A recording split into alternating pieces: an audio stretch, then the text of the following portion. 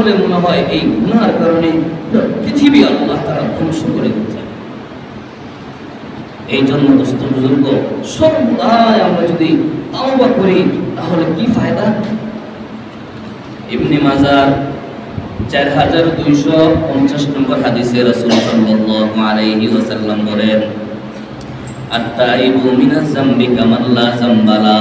যদি কেউ আল্লাহর কাছে তওবা করে, গুনাহ করতে করতে করতে অস্থির হয়ে গেছে, তারপর নিজের ভুল বুঝতে পারে, আল্লাহর কাছে যদি কেউ ক্ষমা চায়, ক্ষমা প্রার্থনা চায়, তওবা করে পরিপূর্ণভাবে, আল্লাহ তাআলা বলেন তার সমস্ত গুনাহগুলি মাফ করে দিবেন আল্লাহ।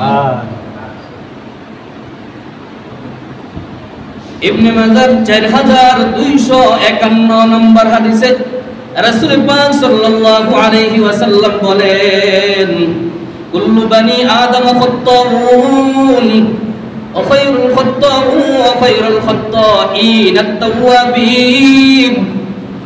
যে প্রত্যেকটা আদম সন্তান গুনাহগার, প্রত্যেকটা আদম সন্তান ভুলের উপর রয়েছে, প্রত্যেকটা আদম সন্তান জাহান্নামের উপর রয়েছে।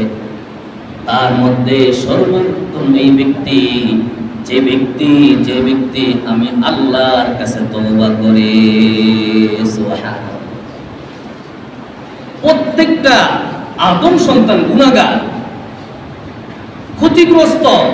আল্লাহ তাআলার হাবিব বলেন ওই ব্যক্তি আল্লাহর কাছে সবচাইতে বেশি প্রিয়, যে ব্যক্তি আল্লাহর কাছে সর্বদাই সর্ব অবস্থায় তওবা করে, আল্লাহ গুনাহ করেই ফেলেছি, তোমার কাছে ক্ষমা চাচ্ছি, মাফ করিয়া দাও। আল্লাহ তাআলা বলে ওই ব্যক্তি আমার কাছে সবচাইতে বেশি উত্তম। সুবহানাল্লাহ। ইবনে মাজার 4253 নম্বর হাদিসে রাসূল সাল্লাল্লাহু আলাইহি ওয়াসাল্লাম বলেন, ইন্নাল্লাহ আযজা ওয়া জাল লা ইয়াকবালু তাওবাতাল আবদা মা লাম ইউগরগির। রাসূল ডাক দিয়া বলে, উম্মতের দল শুনিয়া নেও,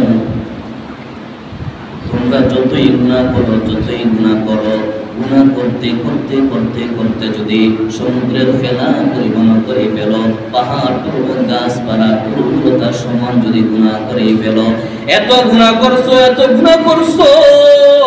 গুনাহ করার পর যদি মৃত্যুর আগ পর্যন্ত তোমার মস্তিষ্কের মধ্যে একবার ঢুকে যায়, আমি গুনাহগার বেশি করে ফেলেছি, আল্লাহর কাছে আমার জবাব দেওয়া লাগবে, এই কথা যদি ঢুকার পর আল্লাহর কাছে যদি মাফ চাও, তওবা করো, আল্লাহ তাআলা তোমাকে মাফ করিয়া দিবে।